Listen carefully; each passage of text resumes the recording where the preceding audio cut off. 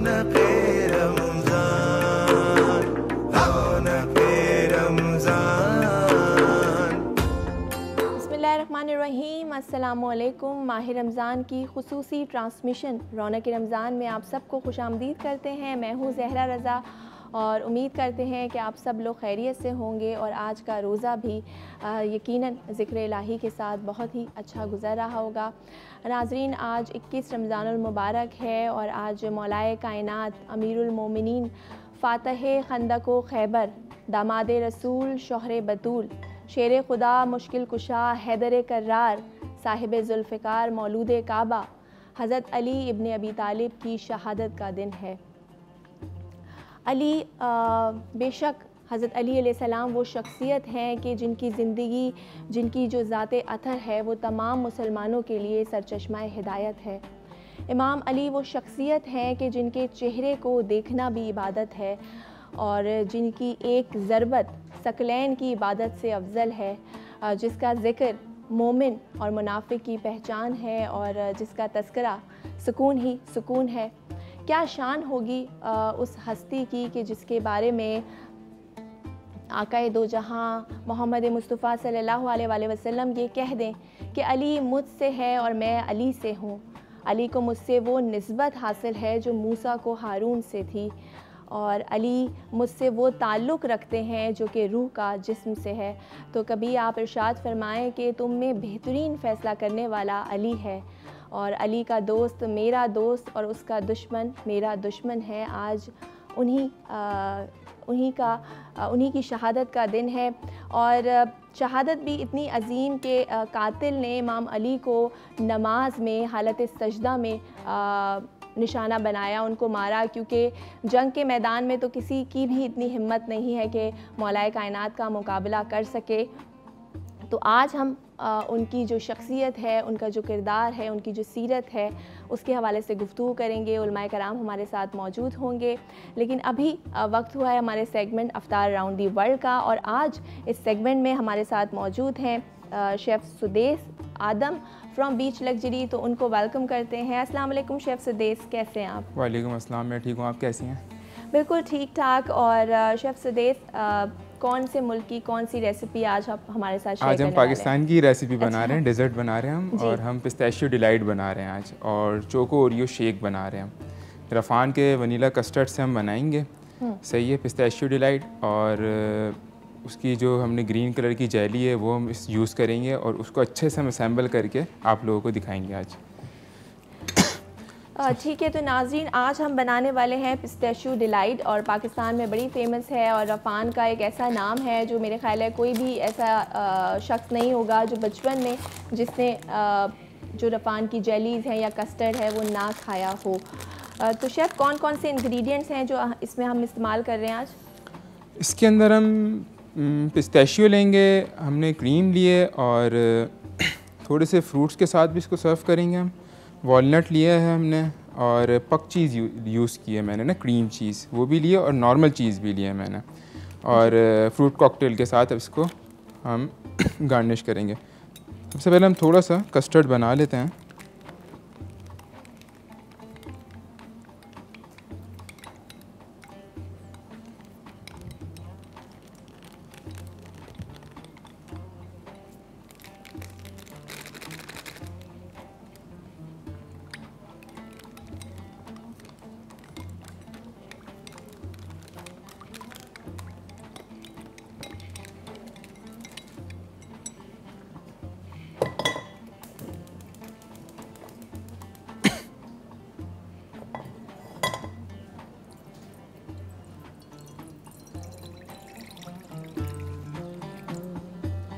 जी chef, तो आप milk का इस्तेमाल कर रहे हैं, थोड़ा हमें साथ बताते भी रहिए। मिल्क का यूज़ करने तो जैसे ही मिल्क हमारा हीट में प्री हीट हो जाएगा फिर हम अपना कस्टर्ड रेडी करेंगे।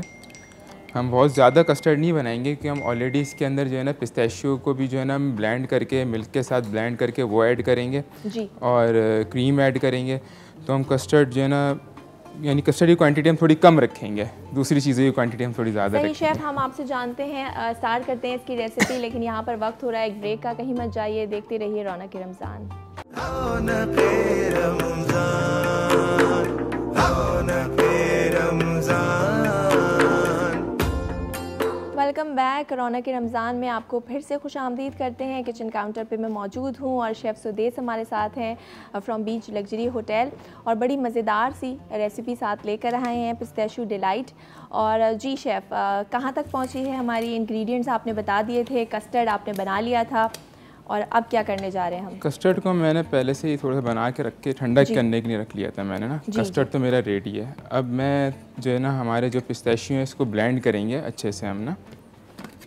और शेफ़, ये जो कस्टर्ड आपने लिया है रफ़ान का, उसमें 3 आपने टेबल स्पून का इस्तेमाल किया? 3 to 4 टेबल स्पून का मैंने यूज़ किया इसके अंदर।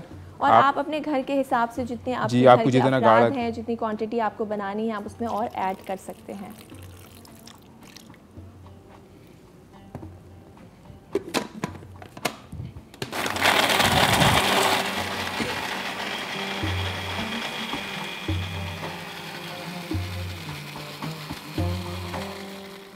पिस्ताशियो के साथ मैं इसमें थोड़ा से वॉलनट्स का यूज़ कर रहा हूँ। सही।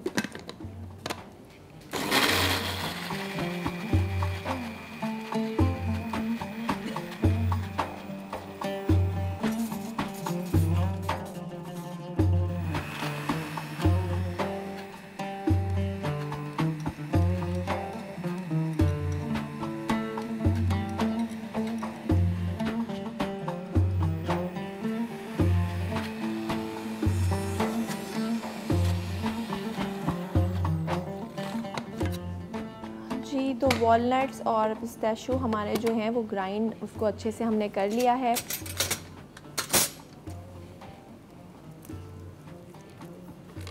पिस्ताशियो और वॉलनट को हमने थोड़ा अच्छे से हमने ब्लेंड कर लिया है। आप बहुत ज़्यादा जो है ना इसको ब्लेंड भी नहीं करिएगा, मोटा मोटा रखिएगा। अच्छा। ताकि जो आपके डेजर्ट के अंदर है वो मुंह में आए तो अच्छा लगे। मैंने इसको पहले से ही ऑलरेडी बॉईल करके और रखा हुआ था पहले से ही। सही। तो पहले से ही जब इतना बॉईल हो जाता है तो उसको ज़्यादा ब्लेंड करने की भी आपको ज़रूरत नहीं है। सही। तो जनाब, आज हम रफ़ान का कस्टर्ड हमने इस्तेमाल किया है, और रफ़ान वो पाकिस्तान का काबिल एतबार ब्रांड है जो कि अपने कस्टमर्स के लिए हमेशा अच्छी क्वालिटी और टेस्ट लेकर आता है। और मेरे ख्याल है कोई ऐसा बच्चा नहीं होगा जिसने बचपन में जो रफ़ान का कस्टर्ड है या जेली ट्राई ना की हो, और सब बच्चे बड़े शौक़ से खाते हैं। इनफैक्ट बड़े भी, जब इसका फ्रूट ट्राइफल बनाया जाता है। और रफ़ान के मुख्तलिफ़ प्रोडक्ट रेंज हैं, कस्टर्ड और फ्लेवर उसके दस्तयाब हैं, चाहे कस्टर्ड हो, जेली हो या पुडिंग हो, आप इसको इस्तेमाल कर सकते हैं। इसमें मैं थोड़ी सी क्रीम ऐड करूँगा। जी।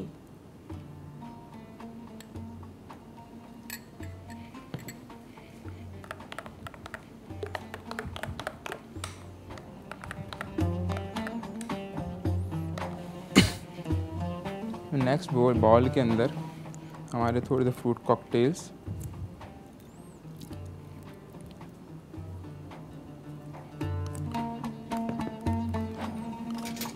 और जो मैंने जो यहाँ पे पक चीज़ रखी हुई है, क्रीम चीज़। सही। तो इसमें हम चीज़ का भी इस्तेमाल कर रहे हैं। Cream cheese.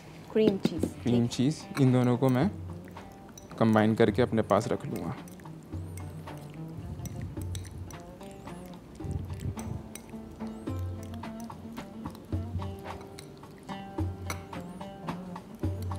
दोनों चीज़ें हमारी रेडी हो गई हैं। अब बारी है हमारी सैम्पलिंग की, इसकी गार्निश की।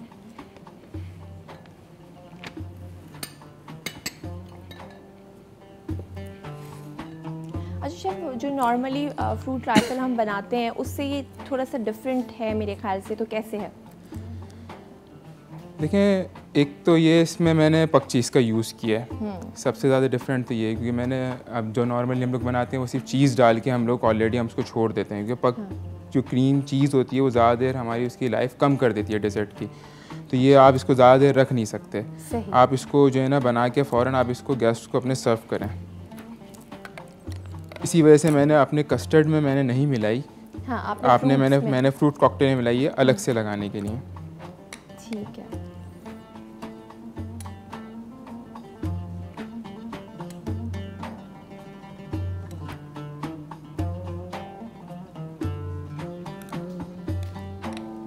और इसमें हमने पिस्ते और वॉलनट्स ग्राइंड करके अच्छे से उसको हमने इसमें मिलाया है। तो ये भी एक डिफरेंट चीज़ है जो कि आप यूजुअली आप कस्टर्ड के साथ नहीं बनाते इस तरह का।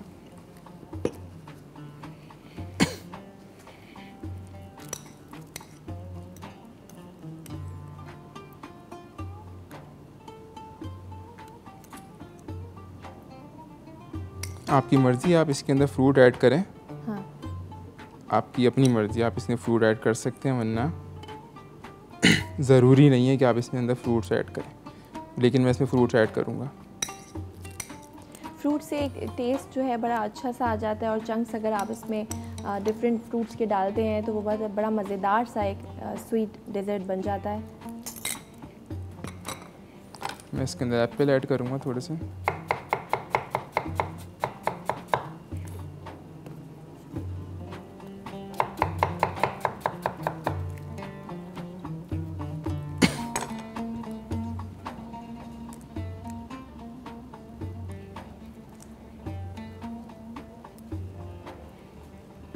अच्छा, रफ़ान के जितने भी शेफ़ सुदेश जो प्रोडक्ट्स हैं वो बड़ी क्विक उनकी रेसिपी होती है, झटपट से बन जाते हैं। क्योंकि हम होटल्स वालों के पास भी बहुत ज़्यादा टाइम नहीं होता इस वजह से। होटल वालों के पास भी और घर वालों के पास भी, जो हमारे घर पे मौजूद होंगी इस वक्त और रोज़े से होती हैं, तो ज़ाहिर है आपको खाने भी अच्छे बनाने होते हैं और टाइम भी आपके पास कम होता है। तो इस तरह की रेसिपीज़ कभी हम आपके लिए लेकर आते हैं ताकि आप आसानी से अफ्तार में उसको ट्राई कर सकें। क्योंकि जो घर पे भी आपके बच्चे वगैरह होते हैं वो भी तंग करते हैं ज़्यादा रोज़े के टाइम पे सबसे ज़्यादा।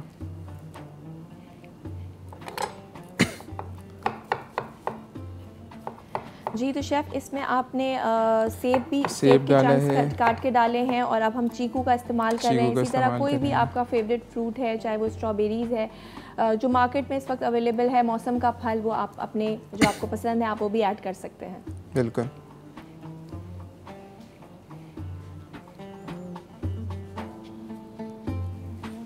एक बनाना ले लेते हैं।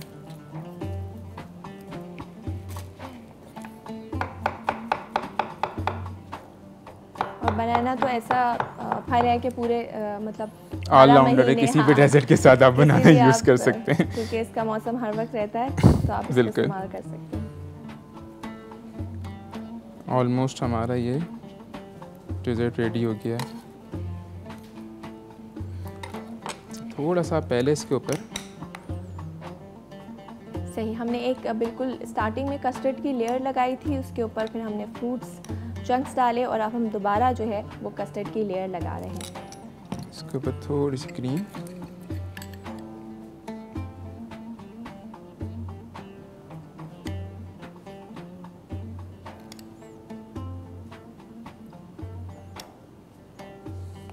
हमारी बच्चों की सबसे फेवरेट रफ़ान की जेली। बिल्कुल आपने सही कहा, और बच्चे बहुत शौक़ से पसंद करते हैं। एक तो कलरफुल सी जेली होती है, कलर्स बड़े वो करते हैं, अट्रैक्ट करते हैं। दूसरा टेस्ट भी इसका बहुत ज़्यादा अच्छा होता है, और तीसरी बात कि ये बड़ी झटपट क्विकली जो है वो बन जाती है। और रफ़ान के मुख्तलिफ़ डेज़र्ट की बात की जाए तो बहुत ही इकनॉमिकल प्राइसेस पर ये मिल रहे हैं। जिस तरह की महंगाई है, तो उस दौर में अगर आप अच्छा खाएं और हेल्दी खाएं तो ये बहुत बड़ी बात होती है, और कम प्राइसेस में आपको इकनॉमिकली आपको अवेलेबल हो। ये तो आपके हो गया 1 सर्विंग के ग्लास। तो जी,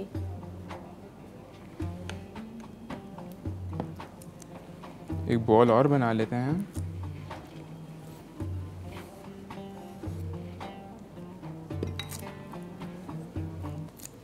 इसमें हम सबसे पहले जेली लगा लेंगे।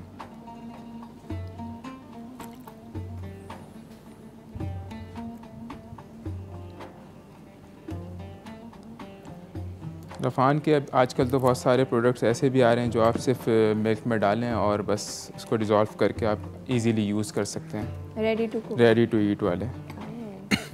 सही।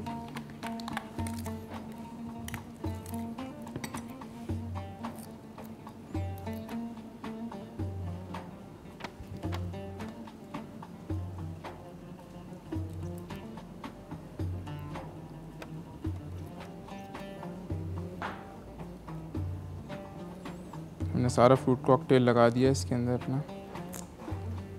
हम सारा डेजर्ट डाल दे देंगे। सही, तो यानी कि आप इनको कप्स में, ग्लास में भी सर्व कर सकते हैं, बोल में भी और सर्व आप कर बोल में सकते भी हैं सर्व कर इजीली। सकते हैं, जैसे आपको आसानी हो। और एक बार फिर मैं आप लोगों को बता दूं, वो लोग जिन्होंने अभी अभी हमें ज्वाइन किया है, आज हम बनाने जा रहे हैं, शेफ़ सुदेस हमारे लिए बड़े मज़ेदार सी रेसिपी लाए हैं, पिस्ताशियो डिलाइट, जिसके लिए हमने रफ़ान वनीला कस्टर्ड का 1 पैक लिया है, ग्रीन जेली ली है इसके साथ, और पिस्ताशियो लिए हैं 200 ग्राम, क्रीम का हमने लिया है 1 पैक, और फ्रूट कॉकटेल लिया है हमने 1 पैक, और वॉलनट्स लिए हैं 100 ग्राम्स। और बहुत ही आसान सी रेसिपी है। सबसे पहले आपने इसमें कस्टर्ड बना लिया, आपकी जितनी भी घर में अफराद हैं उसकी क्वांटिटी के मुताबिक आप उसको बना सकते हैं। उसके बाद हमने वॉलनट्स और पिस्ते थे उसको ग्राइंड कर उसमें मिक्स कर दिया कस्टर्ड में। और उसके बाद हमने जो हमारे पास फ्रूट कॉकटेल था उसमें हमने क्रीम चीज़ ऐड की, और उसके बाद एक लेयर हमने कस्टर्ड की लगाई और फिर फ्रूट कॉकटेल की। तो तकरीबन हमारी ये जो डिश है वो तैयार हो चुकी है। तकरीबन तैयार हो गई हमारी डिश।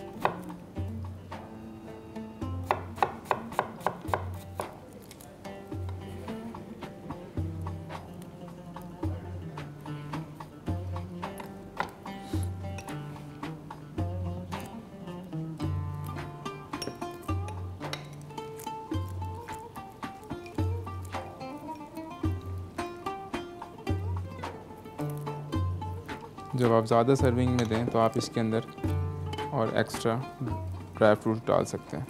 अच्छा, ज़रूरी हमने नहीं जैसे है। ऊपर ग्लास में गार्निशिंग की थी, उसी तरह हम जो ड्राई फ्रूट्स हैं जो ग्राइंड किए हुए नहीं हैं नॉर्मली, वो हमने इसके ऊपर डाले हैं, और उसके ऊपर हमने जो क्रीम थी वो हमारी ऐड कर दी है।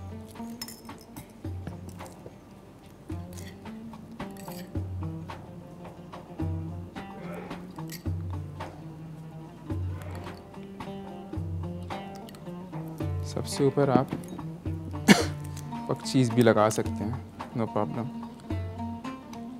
सही, तो जनाब हमारी मज़ेदार सा जो आज डिज़र्ट है वो तैयार हो चुकी है, और शेफ़ से नेक्स्ट जो हमारी रेसिपी है वो क्या है वो भी जानेंगे। लेकिन यहाँ वक्त हुआ एक ब्रेक का, कहीं मत जाइए, देखते रहिए रौनक रमज़ान।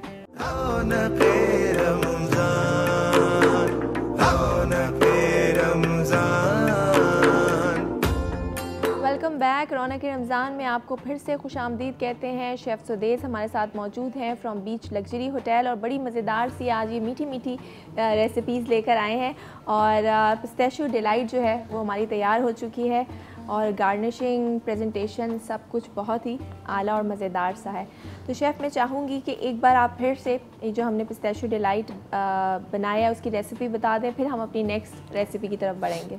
जैसे आप डेज़र्ट्स बनाते हैं तो उसमें मैंने इसके अंदर, इस डेज़र्ट के अंदर ही मैंने जो है ना वनीला कस्टर्ड का इस्तेमाल किया है।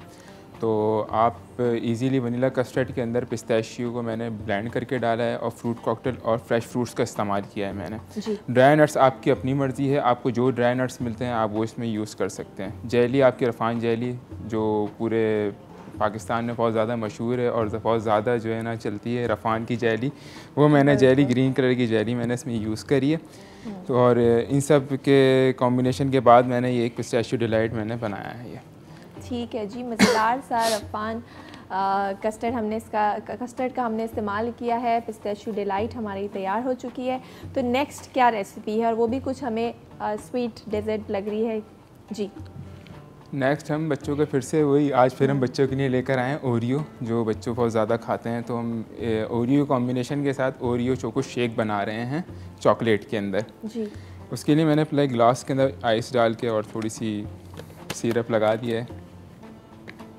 इसमें मैं सबसे पहले ओरियो मैंने बिस्किट्स लिए हैं। अच्छा, पहले आप इंग्रेडिएंट्स बता दें, फिर हम जो है वो उसकी रेसिपी की तरफ बढ़ेंगे। मैंने ओरियो बिस्किट्स लिए हैं, चॉकलेट सिरप और चोको चिप्स जी, शुगर और क्रीम। आप सही। क्रीम तो चोको ओरियो शेक हम बनाने जा रहे हैं, जिसके लिए हमने लिए हैं ओरियो कुकीज़, और मिल्क लिया है हमने, चॉकलेट सिरप लिया है, इसके अलावा चोको चिप्स लिए हैं, और शुगर का हम इस्तेमाल करेंगे जी। तो शेफ़ स्टार्ट करते हैं। सबसे पहले हम ओरियो कुकीज़ ब्लेंडर में डाल लेंगे। उसके बाद क्रीम 2 टेबल स्पून। और ये जो ओरियो कुकीज़ हमने लिए ये कितने, तकरीबन 1 कप होगा? एटलीस्ट 1 कप लिए मैंने अप्रॉक्सीमेटली। 1 टेबल स्पून मैंने चॉकलेट सिरप, 2 टेबल स्पून डाल देते हैं क्योंकि हम 2 ग्लास बना रहे हैं यहाँ पर। सही, तो 2 ग्लास के लिए हमने 2 टेबल स्पून चॉकलेट सिरप का इस्तेमाल किया है। शुगर आप शुगर बहुत ध्यान से इस्तेमाल करिएगा क्योंकि ओरियो कुकीज़ में भी शुगर होती है और जो क्रीम भी है थोड़ी सी मीठी होती है और मिल्क में भी ऑलरेडी थोड़ी सी मिठास होती है। सिरप में भी चॉकलेट सिरप भी हमारे पास हल्का सा मीठा होता है। ठीक। तो हम यहाँ पे सिर्फ 1 टेबल स्पून यहाँ पे शुगर ऐड करेंगे। मिल्क ऐड करेंगे इसके अंदर जी।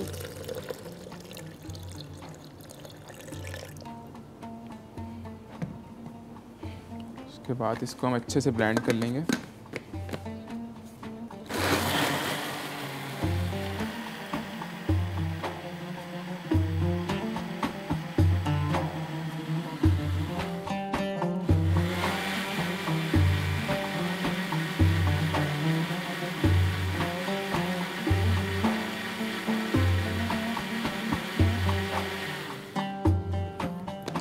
ज़्यादातर बच्चे आपने घर पे देखा होगा कि बड़े शौक से ये जो ओरियो शेक है ये बड़े शौक से पीते हैं। और शेफ़ इसमें आइसक्रीम को भी हम इस्तेमाल कर सकते हैं क्योंकि बिल्कुल आप इसमें वनीला आइसक्रीम ऐड कर सकते हैं, चॉकलेट आइसक्रीम ऐड कर सकते हैं, ये आपके अपने ऊपर है।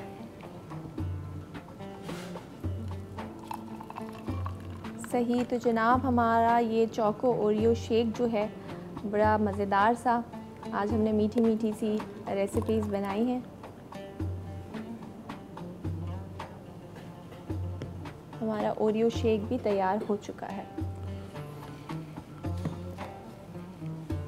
चॉकलेट चिप्स आप इसमें जितना आपका दिल करे आप ऐड कर सकते हैं, इसमें आपके कोई रोक टोक नहीं है कि आप नहीं डालें। बच्चे तो बड़े शौक से चॉकलेट खाते हैं और बहुत मज़ेदार सी रेसिपी है। और बहुत शुक्रिया शेफ़ सुदेश साहब का, आपने दोनों रेसिपीज़ आज बड़ी मज़ेदार सी मीठी मीठी हमारे साथ शेयर की हैं। यहाँ पर वक्त हो रहा है एक ब्रेक का नाज़रीन, उसके बाद हम मज़ीद बात करेंगे और डिटेल में गुफ्तगू करेंगे। इमाम अली की शहादत के हवाले से बातचीत का सिलसिला जारी रहेगा, तो कहीं मत जाइए, देखते रहिए रौनक रमज़ान।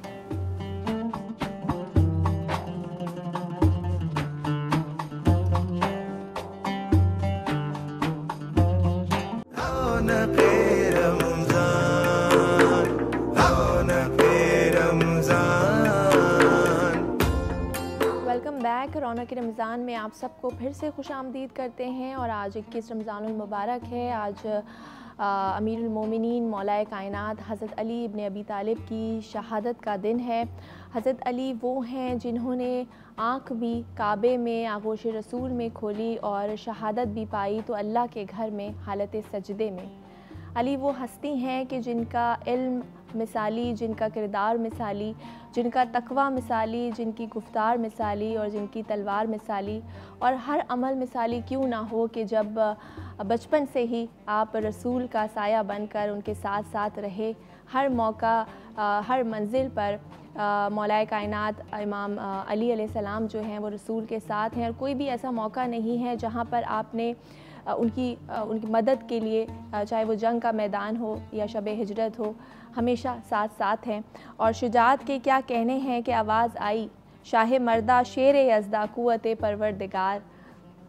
सखावत की बात की जाए तो सखावत ऐसी कि ख़ुद भूखे प्यासे हैं लेकिन साइल को खाना खिला रहे हैं, उसे सैराब कर रहे हैं। करीमी ऐसी कि अपने कातिल को भी शरबत पेश कर रहे हैं। और सादगी की अगर बात की जाए तो सादगी ऐसी कि सूखी रोटियां खाएं। और ताकत की अगर बात की जाए तो ताकत ऐसी कि दरे खैबर उखाड़ कर ले आएँ। उनके किन किन पहलुओं पर बात की जाए, मेरे ख़्याल है मौला अली के फ़ज़ाइल इतने ज़्यादा हैं कि शायद हमारे पास वक्त कम पड़ जाए, लेकिन जितनी हमारी तौफ़ीक होगी आज हम उतना ज़िक्र करेंगे। उलमाए कराम हमारे साथ मौजूद हैं, मुफ्ती इरशाद हुसैन सईदी साहब और उनके साथ साथ डॉक्टर सरवत अस्करी साहिबा हमारे साथ मौजूद हैं। आप दोनों को वेलकम करते हैं। अस्सलाम वालेकुम। बहुत शुक्रिया आप दोनों के वक्त का। और मुफ्ती साहब आपसे स्टार्ट करती हूँ। मौला कायनात हज़रत अली इब्न अबी तालिब की आज शहादत का दिन है। 19 रमज़ानुल मुबारक को उनको ज़र्ब लगी और 2 दिन वो इस तकलीफ़ में रहे और आज 21 रमज़ान को उनकी शहादत हो गई। और उनकी फ़ज़ाइल के हवाले से अगर बात करें, उनके किरदार के हवाले से, उनकी सीरत के हवाले से, तो मैं चाहूँगी आप उनके फ़ज़ाइल पर रोशनी डालें सबसे पहले। इन्ना लिल्लाहि व इन्ना इलैहि राजिऊन। अल्लाह रब्बुल इज़्ज़त ने यूँ तो हर एक के लिए ज़िंदगी के बाद इस दुनिया फ़ानी से पर्दा करना, मौत, उसको बरहक रखा है। हत्ता कि अंबिया किराम के लिए भी मौत है। हाँ। मगर हर एक की मौत यकसा नहीं जी। कुछ वो हैं जो मौत से डरते हैं, कुछ वो भी हैं जो मौत से मोहब्बत करते हैं, कुछ वो भी हैं जिनसे ख़ुद मौत मोहब्बत करती है, कुछ वो भी हैं कि मौत जिनके लिए तरसती है जी। कुछ वो भी हैं कि मौत जिन पर नाज करती है और उनका इस्तकबाल करती है। बेशक। तो हज़रत मौला कायनात करमल्लाहु वजहुल करीम, आपकी शान जिस जहत से भी देखी जाए आप बेमिसल और बेमिसाल नज़र आते हैं। आपने ज़िक्र किया जैसा कि इंट्रो में कि आपने आँख मुबारक खोली तो आका अलैहिस्सलाम का चेहरा अनवर देखा, यानी काबा में आपकी विलादत होती है। और अगर कोई समझे कि भी उस वक्त तो काबा में बुत रखे हुए थे तो वो क्या फ़जीलत है, तो वो बुत रखे जाने से काबा की फ़जीलत पर फ़र्क नहीं पड़ता, वो रखने वालों पर उसका वबाल हुआ। काबा तो अल्लाह का घर था और हज़रत मौला कायनात की वहाँ पर विलादत हुई। मैं इस बात को यूँ देखता हूँ कि हम इसे यूँ क्यों कहें कि ये अली की फ़जीलत है कि काबे में विलादत हुई। हम इसे यूँ क्यों ना कहें कि ये काबे की फ़जीलत है कि अली की विलादत वहाँ पर हुई है, क्योंकि काबा की अज़मत के बारे में तो आका अलैहिस्सलाम ने फरमाया, काबा को मुखातब करके आका अलैहिस्सलाम ने फरमाया कि एक मोमिन की हुर्मत तुझसे बुलंद है। तो जब एक मोमिन कामिल की हुर्मत काबा से ज़्यादा है तो अली तो मोमिन कामिल बल्कि आपकी निस्बत ईमान है, तो वो ईमान का नुक्ता कमाल हैं। तो हज़रत मौला कायनात की विलादत काबा के अंदर हुई। तारीख़ी रिवायात बाज़ औक़ात रिवायात कमज़ोर भी होती हैं, ताकतवर भी होती हैं, मगर इस बात को जब हमारे मशाहिर और अकाबरीन ने लिखा है तो यकीनन ये हक़ है। और फिर आपने 3 दिन तक कमोबेश आँख मुबारक नहीं खोली, हत्ता कि आका अलैहिस्सलाम तशरीफ़ लाए तो फिर आपने आँख मुबारक खोली और आका अलैहिस्सलाम ने अपने लुआब मुबारक से घुट्टी मुबारक दी। अच्छा देखिए यहाँ क्या हसीन एक अल्लाह रब्बुल इज़्ज़त की मशीयत सामने आ रही है। हज़रत मौला कायनात ने आँख खोली तो चेहरा मुस्तफ़ा को देखा, तो आका अलैहिस्सलाम ने फरमाया अन-नज़्रु इला वजहि अलिय्यिन इबादतुन। अब देखो क़यामत तक अली के चेहरे को तकना इबादत होगा, और अली को देखना इबादत और अली का चेहरा देखना इबादत। अन-नज़्रु इला वजहि अलिय्यिन इबादत, ज़िक्र अलिय्यिन इबादतुन। तो आका अलैहिस्सलाम ने हज़रत अली के ज़िक्र को इबादत फरमाया, उनकी तरफ निगाह मुबारक उठाकर देखने को इबादत फरमाया, हत्ता कि उनकी मोहब्बत को इबादत फरमाया, उनकी मोहब्बत को ईमान करार दिया। और हज़रत मौला कायनात ने फरमाया कि आका अलैहिस्सलाम ने मुझसे ये वादा फरमाया था और मुझे ये बशारत दी थी कि ऐ अली, क़यामत तक कोई ऐसा नहीं होगा जो आपसे मोहब्बत करने वाला हो और मोमिन ना हो, मोमिन ही आपसे मोहब्बत करेगा, और क़यामत तक कोई आपसे बुग़्ज़ नहीं रखेगा सिवाय मुनाफिक के। तो हज़रत अब्दुल्ला बिन अब्बास कहते हैं कि हमारे ज़माने में जब ख़वारिज बढ़ गए, यानी सहाबाए किराम के बाद जो सेकंड जनरेशन इस्लाम की आ गई, ताबईन की भी आ गई, तो फरमाया जब ख़वारिज बढ़ गए और हमारे सामने कोई आता था और बड़ा नमाजी है, दाढ़ी है, अमामा है, ज़ाहिरी अलामात और शियार हैं और नमाज़ें लंबी हैं, तिलावत बड़ी खूबसूरत है, लेकिन हम पता लगाना चाहते थे कि है कौन, असली है या नकली है। तो फरमाया कुन्ना नारिफुल मुमिनीन बिहुब्बिहिम अलिय्यन व कुन्ना नारिफुल मुनाफिकीन बिबुग़्ज़िहिम अलिय्यन औ कमा क़ाल। तो कहा कि फिर पैमाना ये था कि हम उसके सामने ज़िक्र अली छेड़ देते थे और देखते थे कि उसका रिएक्शन क्या है। अगर अली के ज़िक्र का सुनकर उसका चेहरा खिल उठा, मोहब्बत के आसार नज़र आए, तो हम समझ जाते थे ये मोमिन है, और अगर उसके चेहरे पर तंगी के आसार नुमायाँ हो जाएँ तो हम उससे फिर और कुछ नहीं पूछते थे, तेरा नसब क्या है, तूने नमाज़ें कितने पढ़ी, रोज़े कितने रखे, ज़कात कितना देता है, हम समझ जाते थे ये मुनाफिक है। तो हज़रत मौला कायनात करमल्लाहु वजहुल करीम, आपकी जो ज़ात है वो ऐन पैमाना ईमान है, वो मेयार हिदायत हैं और वो मेयार हक़ हैं। और ये आप और मैं नहीं कह रहे अक़ीदत में, ख़ुद आका अलैहिस्सलाम ने इरशाद फरमाया अल हक़्क़ु मअ अलिय्यिन व अलिय्यु मअल हक़्क़। फरमाया हक़ हमेशा अली के साथ होगा और अली हमेशा हक़ के साथ होगा। और ऐसे फरमाया अल कुरान मा अलियन वल अलियो माल कुरान, कुरान अली के साथ होगा और अली कुरान के साथ होगा। और अली रज़ियल्लाहु ताला अन्हु की शहादत होती है कब? 21 रमज़ान मुबारक। ये कौन सी रात है? ताक रातों में से पहली रात। और ताक रातें क्या हैं? वो नुज़ूल कुरान की रातें हैं। तो गोया जिस रात में नुज़ूल कुरान हुआ उसी रात में अली की रूह परवाज़ करके अपने रब की तरफ जा रही है। ये है अली का कुरान के साथ रिश्ता और कुरान का अली के साथ रिश्ता। और आका अलैहिस्सलाम ने जब ये फरमा दिया कि हक़ अली के साथ है और अली हक़ के साथ है, तो यही वजह थी कि जब सहाबा किराम के ज़माने में यानी आपकी खिलाफत के ज़माने में जब खवारिज बढ़ गए तो फिर पैमाना हक़ अली थे। जहाँ अली खड़े हैं वहाँ हक़ है, मद्दे मुकाबिल कोई भी खड़ा है हक़ वहाँ नहीं है, हक़ वहाँ है जहाँ अली खड़े हैं। यानी जहाँ हक़ है वहाँ अली है और जहाँ अली है वहाँ हक़ है। बहुत खूबसूरत गुफ्तगू जारी है, लेकिन यहाँ पर वक्त हुआ एक ब्रेक का। कहीं मत जाइए, देखते रहिए रौनक रमज़ान।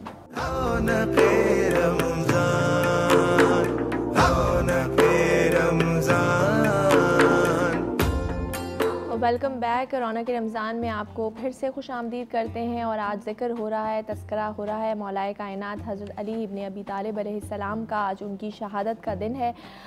सरवत अस्करी साहिबा, आपसे बात करना चाहूँगी कि मौला अली की अगर इल्मियत की बात की जाए तो उन्हें शहर इल्म का दरवाज़ा भी कहा जाता है, बाब मदीनतुल इल्म कहा जाता है। और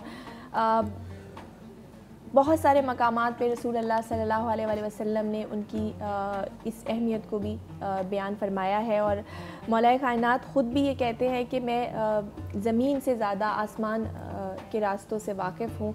तो अगर उनकी इल्म पर गुफ्तगू हो जाए, साथ साथ ये भी कि हमने बतौर उम्मत मुस्लिमा हमने उनके इल्म से क्या सीखा है, उनकी तालीम से। बिस्मिल्लाहिर्रहमानिर्रहीम। अस्सलाम वालेकुम। किसेरा मयसर की शुद्ध ई सआदत, किसेरा मयसर की शुद्ध ई सआदत बकाबा विलादत ब मस्जिद शहादत। यकीनन मौलाए कायनात शेर खुदा हज़रत अली इब्न अबी तालिब अलैहिस्सलाम का ज़िक्र हम कर रहे हैं। अली अगर मोमिनों के मजमे में आएँ तो अमीरुल मोमिनीन कहलाएँ। अली मौलाए कायनात अगर मुत्तकीन की बज़्म में आए तो इमामुल मुत्तकीन कहलाएँ। अगर बहादुरों के दरमियान में आए तो शेर खुदा कहलाएँ। अगर सरज़मीन अरब पर आएँ तो अमीर अरब कहलाएँ। रसूल के घर में जाएँ तो दामाद पैगंबर कहलाएँ। बतूल के हुजरे में जाएँ तो ज़ौजे बतूल कहलाएँ। कुरान की मंजिलों में आएँ तो इमाम मुबीन कहलाएँ। अली का ज़िक्र करना इबादत करार पाया, अली की मोहब्बत को दिल में बसाना इबादत करार पाया, अली की ज़ियारत करना इबादत करार पाया। रसूल ने फरमाया कि अल कुरान मल अली व अली मल कुरान, कुरान अली के साथ है और अली कुरान के साथ हैं। कभी रसूल ने फरमाया कि अल हक़ मल अली व अली मल हक़, यानी हक़ अली के साथ है और अली हक़ के साथ हैं। और यकीनन आपका सवाल बहुत ज़्यादा तवज्जो तलब है, इसलिए कि मौलाए कायनात हज़रत अली इब्न अबी तालिब अलैहिस्सलाम के इल्म के मुताल्लिक़ रसूल खुदा ने बार बार मुतवज्जो फरमाया। अल्लाह के रसूल सल्लल्लाहु अलैहि वसल्लम ने फरमाया कि अना मदीनतुल इल्म व अलीउन बाबुहा, कि मैं शहर इल्म हूँ और अली उसका दरवाज़ा है। यकीनन मौलाए कायनात हज़रत अली इब्न अबी तालिब अलैहिस्सलाम के इल्म का क्या कहना कि अल्लाह के रसूल सल्लल्लाहु अलैहि वसल्लम ने फरमाया, मौलाए कायनात ख़ुद फरमाते हैं कि अल्लाह के रसूल सल्लल्लाहु अलैहि वसल्लम ने मुझे इल्म के 1000 बाब तालीम फरमाए और मैंने हर बाब इल्म से 1000 बाब उलूम पैदा फरमाए। और मैं अल्लाह के रसूल सल्लल्लाहु अलैहि वसल्लम के पीछे पीछे ऐसे चला करता था जैसे कि ऊँटनी के पीछे उसका बच्चा चला करता है। और मौलाए कायनात अली इब्न अबी तालिब अलैहिस्सलाम फरमाते हैं कि मैं ज़मीन से ज़्यादा आसमानों के असरार से वाकिफ़ हूँ और आसमानों से ज़्यादा ज़मीन के रास्तों से वाकिफ़ हूँ। जब किसी ने पूछा कि या अली, आप इतनी जल्दी हमारे सवालात के जवाबात कैसे दे दिया करते हैं कि अभी हमारा सवाल मुकम्मल नहीं होने पाता, कि मौलाए कायनात ने फरमाया कि तुम्हारे हाथों में उंगलियां कितनी हैं? उसने कहा या अली, मेरे हाथों में 5 उंगलियां हैं। मौला ने फरमाया कि तुमने ना देखा, ना सोचा, ना समझा, इतनी जल्दी कैसे जवाब दे दिया? उसने कहा कि या अली, मेरे हाथ शब व रोज़ मेरे सामने रहते हैं, मुझे अच्छी तरह से मालूम है कि मेरे हाथों में 5 उंगलियां हैं। मौलाए कायनात ने फरमाया कि बिल्कुल ऐसे ही ये कायनात मेरे सामने रहती है, तुम जहाँ से पूछोगे मैं तुम्हें वहाँ से बताऊँगा। तो मौलाए कायनात अली इब्न अबी तालिब अलैहिस्सलाम के इल्म के मुतालिक मैं और क्या कहूँ। एक किताब जो कि आलम इस्लाम में बहुत ज़्यादा मशहूर है, नहजुल बलागा जिसका नाम है जी। नहजुल बलागा में फिर ये वजाहत करती चलूँ कि नहजुल बलागा इल्म अली का नाम नहीं है, इल्म नहजुल बलागा कशकोले रज़ी का नाम है। अल्लामा सैयद मोहम्मद रज़ी ने अपना कशकोले गदाई इल्म अली के सामने फैला दिया। जो चंद कतरे आ गए उसे नहजुल बलागा तरतीब पा गई, वरना मौलाए कायनात अली इब्न अबी तालिब अलैहिस्सलाम का इल्म बहरे बेकनार है। तो मौलाए कायनात अली इब्न अबी तालिब अलैहिस्सलाम की किताब नहजुल बलागा, जो कि अली इब्न अबी तालिब अलैहिस्सलाम के नाम से मशहूर है, इसमें तीन इसको हम सेक्शंस में डिवाइड कर सकते हैं। एक जो कि मौलाए कायनात अली इब्न अबी तालिब अलैहिस्सलाम के खुतबात पर मुश्तमिल है, दूसरा हिस्सा वो है जो कि मौलाए कायनात अली इब्न अबी तालिब अलैहिस्सलाम के मकतूबात पर मुश्तमिल है, और तीसरा वो हिस्सा जो कि मौलाए कायनात अली इब्न अबी तालिब अलैहिस्सलाम के कलमात क़िसार यानी हिकमत आमेज़ जुमले, छोटे छोटे जुमले, उनके ऊपर मुश्तमिल है। तो अली इब्न अबी तालिब अलैहिस्सलाम, अच्छा मैं एक और बात की वजाहत करती चलूँ। आजकल बहुत ज़्यादा ये ट्रेंड चल पड़ा है कि हमारे यहाँ SMS चलते हैं या फॉरवर्डिंग मैसेजेस चलते हैं, तो उसमें किसी भी कौल को मौलाए कायनात अली इब्न अबी तालिब अलैहिस्सलाम की जानिब मनकूल कर दिया जाता है। तो मैं सिर्फ इतना अर्ज़ करना चाहती हूँ कि कुछ पढ़ने पढ़ाने की आदत डालिए, इसलिए कि जब नहजुल बलागा को पढ़ा हुआ होगा तब हमें मालूम होगा कि ये कौल नहजुल बलागा में से है या नहीं, मौलाए कायनात अली इब्न अबी तालिब अलैहिस्सलाम से मंसूब है या नहीं है। तो मौलाए कायनात अली इब्न अबी तालिब अलैहिस्सलाम का इल्म उस मंजिल कमाल पर था कि जिसकी नज़ीर हमें तारीख़ आलम में नहीं मिलती। बेशक, और सरवत साहिबा सलूनी का दावेदार मेरे ख्याल से मौला अली की ज़ात के और कोई और हमें नज़र आता भी नहीं है। नाज़रीन, वक्त हुआ एक ब्रेक का, कहीं मत जाइए, देखते रहिए रौनक रमज़ान।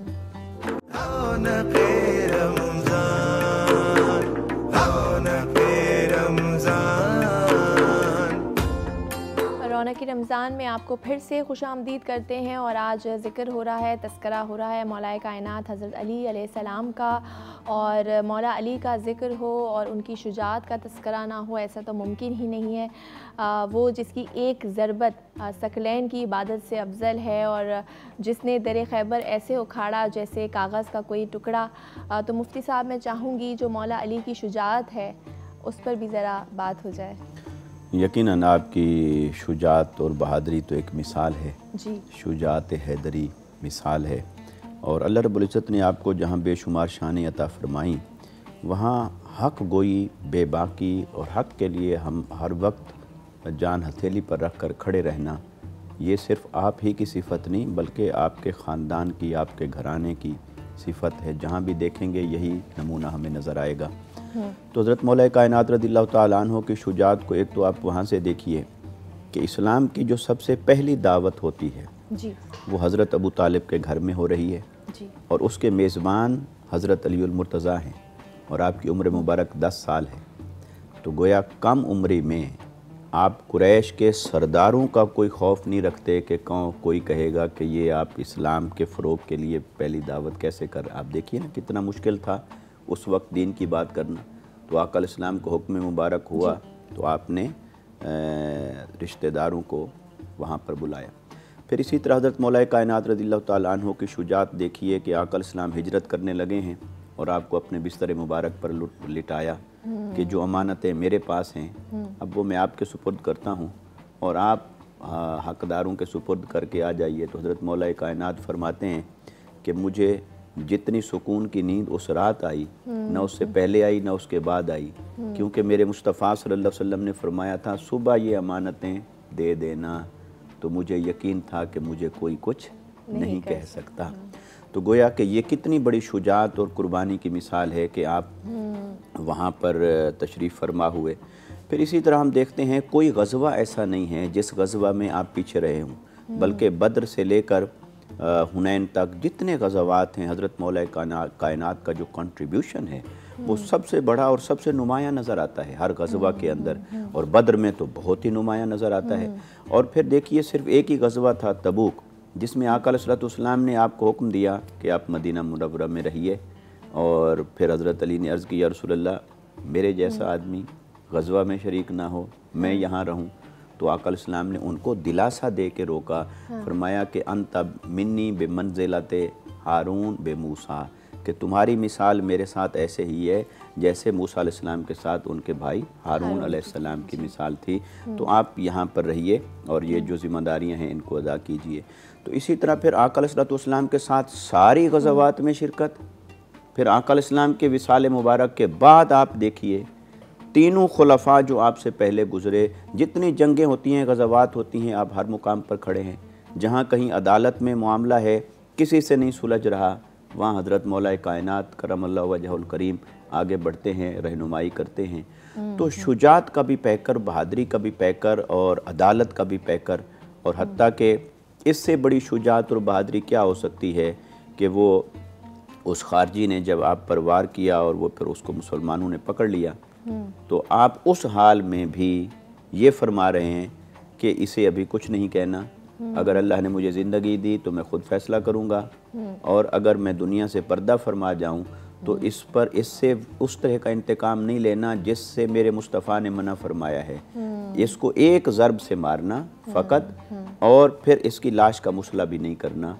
तो आप उस लम्हे भी जिस सब्र और तहम्मुल का मुजाहरा फरमा रहे हैं, तो ये शुजात और बहादरी के बग़ैर नहीं हो सकता, वरना तो इंसान बेकाबू हो जाता है और वो इंतकामी कार्रवाइयों पर उतर आता है। हज़रत मौला कायनात शख्सी फ़ज़ाइल के एतबार से, अपनी पर्सनैलिटी के एतबार से इतने आला मुकाम पर हैं कि अदालत भी आप पर नाज करती है, शुजात भी आप पर नाज करती है। कहते हैं ना कि वो ऐसे आदिल हैं जिससे अदल को पहचान मिली। तो मौलाए कायनात का जो अदल है, जो इंसाफ है, जो इनके फ़ैसले हैं सरवसाहिबा, वो भी बहुत मशहूर है। और आपने कहा है ना कि कुफ्र का निज़ाम तो चल सकता है मगर जुल्म का नहीं चल सकता, और वो कायनात की वो हस्ती हैं कि जिनको उनके अदल की वजह से ही कत्ल किया गया। और जितने भी बाकी खुलफाए राशिदीन हैं वो भी आपसे अदल और इंसाफ के मामले में आपसे रुजू करते थे, तो उनकी अदालत पर भी मैं चाहूँगी कि आप रोशनी डालें। मौला कायनात अली इब्न अबी तालिब अलैहिस्सलाम खुद इरशाद फरमाते हैं कि अना क़तीलुल अदालत, यानी मुझे मेरी सख्त तरीन अदालत ने कत्ल किया। तो मौला कायनात अली इब्न अबी तालिब अलैहिस्सलाम जब खलीफतुल मुस्लिमीन बने तो मौला कायनात ने बैतुल माल के ख़जानची को बुलाया और उससे पूछा कि बैतुल माल में कितनी रकम मौजूद है। अब ख़जानची ने जितनी भी रकम बताई उसको मौला कायनात ने तमाम मुसलमानों के ऊपर बराबर बराबर तकसीम कर दिया, यानी मर्द, औरत, बच्चा, बूढ़ा, जवान, जो भी था, अमीर, गरीब, हर एक को बराबर रकम मिली। और उसके बाद मौलाए कायनात ने खाली बैतुल माल में झाड़ू दिलवाकर 2 रकअत नमाज पढ़ी। तो ये ऐसा अदले मुर्तज़ा का हमें अमली नमूना नज़र आता है कि जिसकी नज़ीर तारीख़ आलम पेश करने से क़ासिर है। रिवायत ये कहती है कि मौलाए कायनात अली इब्न अबी तालिब अलैहिस्सलाम के घर 2 अफराद पहुँचे ताकि रात के अंधेरे में मौलाए कायनात अली इब्न अबी तालिब अलैहिस्सलाम को कन्विंस कर सकें। अब जब ये पहुँचे तो मौलाए कायनात अली इब्न अबी तालिब अलैहिस्सलाम अपने घर के अंदर बैठे हुए, कोई एक चिराग जल रहा था और कोई लिखत पढ़त का काम कर रहे थे, कोई बैतुल माल का हिसाब किताब कर रहे थे। अब ये दोनों अशख़ास आकर सामने खड़े हो गए। उन्होंने कहा कि या अली, हम आपसे कुछ बात करने के लिए आए हैं। मौला कायनात अली इब्न अबी तालिब ने उनसे फरमाया कि बैठो, और उसके बाद आवाज़ दी कि बेटा हसन, वो चिराग लेकर आओ जो घर के अंदर जल रहा है। और जो चिराग जल रहा था उसे फूंक मारकर बुझाया, और जो अंदर से चिराग मंगाया था उसकी रोशनी में बात करने लगे। अब वो जो सोच कर आए थे वो तो सब कहना भूल गए, और अब ये नया मसला खड़ा हो गया। उन्होंने पूछा कि या अली, जब चिराग जल रहा था तो उसे बुझाया क्यों, और जब बुझा ही दिया था तो अंदर से नया मंगवा कर जलाया क्यों?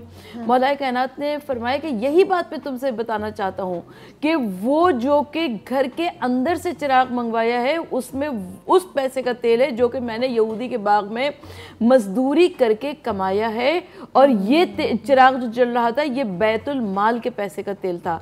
जब तक मैं बैतुल माल का काम करता रहा तब तक ये चिराग जलता रहा, और जब मेरी तुम्हारी गुफ्तगू ज़ाती है लिहाजा मैंने इस चिराग को बुझा दिया और वो चिराग जला दिया। तो ये इतना बड़ा अदले मौलाए कायनात अली इब्न अबी तालिब अलैहिस्सलाम का मज़हर है। हज़रत अकील आए मौलाए कायनात के पास, कहा कि या अली कसीरुल अयाल हूँ, कुछ मेरा वजीफ़ा बढ़ा दिया जाए। मौलाए कायनात अली इब्न अबी तालिब अलैहिस्सलाम ने एक दहकती हुई सलाख को लोहे की उनके करीब किया। एक मरतबा वो घबरा कर पीछे हटे, कहा कि या अली, क्या आप मुझे जला देना चाहते हैं? मौला ने फरमाया, कहा कि अगर तुम मुझे आखिरत की आग में जलाना चाहते हो, अगर मैं तुम्हें तुम्हारे हक़ से ज़्यादा दूं तो इसका मतलब ये है कि ये अदले अली के ख़िलाफ़ होगा। तो यकीनन मौला कायनात अली इब्न अबी तालिब अलैहिस्सलाम का अदल हमें उस मंजिल कमाल पर नज़र आता है कि जहाँ पर साइल ने पूछा कि या अली, अदल बेहतर है या सखावत? मौला कायनात ने फरमाया कि अदल ज़्यादा बेहतर है, इसलिए कि सखावत से माशरा डिसबैलेंस हुआ करता है। सखी अपना हक मारकर दूसरे को उसकी ज़रूरियात को पूरा किया करता है, लेकिन अगर माशरे में अदल राइज हो जाएगा, अदल नाफिज हो जाएगा, तो फिर तमाम तर मसले ख़त्म हो जाएंगे। ना कोई अमीर रहेगा, ना कोई गरीब रहेगा, और अदल ज़्यादा अहम है। बेशक बेशक, बिल्कुल आपने दुरुस्त फरमाया। मौला अली का अदल बहुत ज़्यादा मशहूर है, और यही ना कि ऐसे आदिल हैं कि अदल को भी उससे पहचान मिली। और मुफ्ती साहब, एक पहलू मौला कायनात का ये भी है कि वो जो यतीमों के साथ जो सलूक है, अच्छा ख्याल रखने का और उनकी अच्छे ख्याल का बार बार वो ताकीद करते हमें नज़र आते हैं। और हम देखते हैं कि जो कूफे के यतीम बच्चे हैं उनका भी जिस तरह ख्याल रखते हैं, उनको ढारस देते हैं, और यहाँ तक कहते हैं कि अगर कोई तुमसे पूछे कि तुम्हारा बाप कौन है तो उसको कह देना कि अली इब्न अबी तालिब मेरा बाप है। और जब आज 21 रमज़ानुल मुबारक को मौला की शहादत हुई तो बच्चे फिर से यतीम हो गए। देखिए, यकीनन हज़रत मौला कायनात की शान ये है कि आप तो आका अलैहिस्सलाम की तरबियत में लम्हा लम्हा जिस तरह गुजार चुके थे जी, और आका अलैहिस्सलाम की सीरत मुतहरा से जो देखा था यतीमों के साथ हुस्न सलूक, हाँ, तो और फिर जो मनाजिर उन्होंने देख रखे थे तो अपनी अमली ज़िंदगी के अंदर उनको यूँ अपनाया कि कभी किसी यतीम को ये एहसास तक नहीं होने दिया कि वो यतीम है, बल्कि अपने माल, अपने असबाब, अपने इख्तियारात सब कुछ इस्तेमाल किया।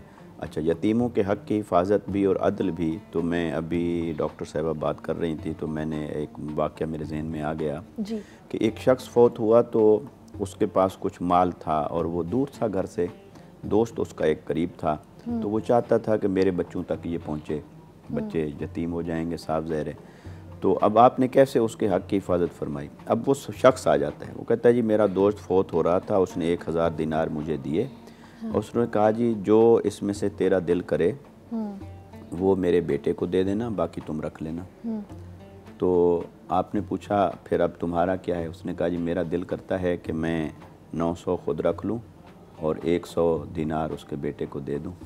अब हज़रत मौला कायनात के सामने एक तरफ तो था कि अदल करना है, एक तरफ था यतीम के हक़ की हिफाजत करनी है, और एक तरफ था कि हक़ का फ़ैसला करना है जी। तो आपने फरमाया अपने लफ्ज़ ज़रा दोहराओ। उसने क्या कहा वसीयत में? उन्होंने कहा जी उसने वसीयत में कहा जो तुम्हारा दिल करे वो मेरे बेटे को दे देना। तो आपने फरमाया अब तुम्हारा दिल कर रहा है 900 के लिए, तो 900 उसके बेटे को दो और 100 अपने पास रखो।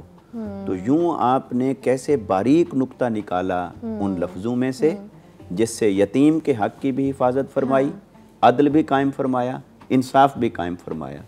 तो ये इल्म व हिकमत के मोती जिसके दामन में होंगे, और फिर अदालत, दयानत, ईमान, रुश्द और हिदायत जिसके दामन में होगी अपने नुक्ता कमाल पर, तो वहीं से इस तरह की चीज़ें सादिर होती हैं। तो आप इसी तरह जितना वक्त आपका इराक़ में गुज़रा तो आप हमेशा यतीमों की कफ़ालत के लिए खुसूसी इक़दामात फरमाते और हमेशा उनसे शफ़क़त से पेश आते। अल्लाह तबारक व तआला ने उनको जैसा बनाया था, यकीनन वो वस्फ़ आप ही के साथ ख़ास है। बेशक बेशक। और मुफ्ती साहब, इन हस्तियों से हमें क्या सीखने को मिलता है, उनकी जो तालीमात हैं उस हवाले से हम बात करेंगे, क्योंकि हमारे सामने तो आप सल्लल्लाहु अलैहि वसल्लम और इमाम अली और जितने अहले बैत अताहर हैं उनकी ज़िंदगी मशाल राह है हमारे लिए, लेकिन उसके बावजूद हम कहीं भटके हुए नज़र आते हैं। तो इस पर बात करेंगे, कहीं मत जाइए, देखते रहिए रौनक रमज़ान।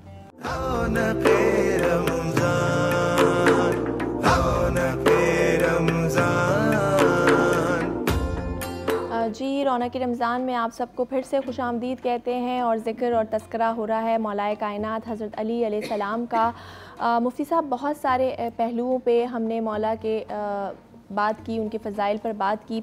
एक अगर उनका हुस्न इखलाक देखें तो क्या करीमी है कि अपने कातिल को भी शरबत पिला रहे हैं, उसकी रस्सियाँ खुलवा रहे हैं, लेकिन वो रवैया जो है, मतलब हम जो मुसलमान हैं जितने भी, उनमें वो चीज़ नज़र क्यों नहीं आती? हम सारी उनकी तालीमात जो है वो देखते हैं उनकी ज़िंदगी में, लेकिन उस पर अमल क्यों नहीं करते हैं?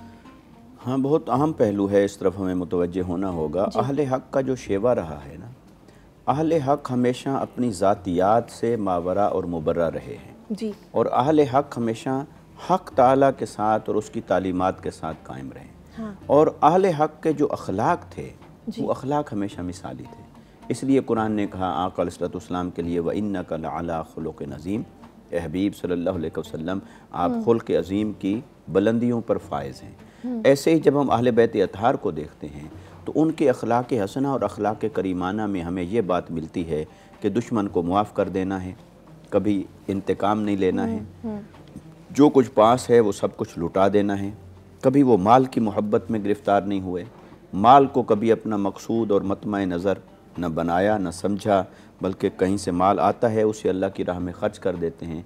तो ये जो बेनियाज़ी की शान है ये तो अल्लाह रब्बुल इज़्ज़त की अता है जो हज़रत मौला कायनात को और आपके पूरे घराने को अता हुई।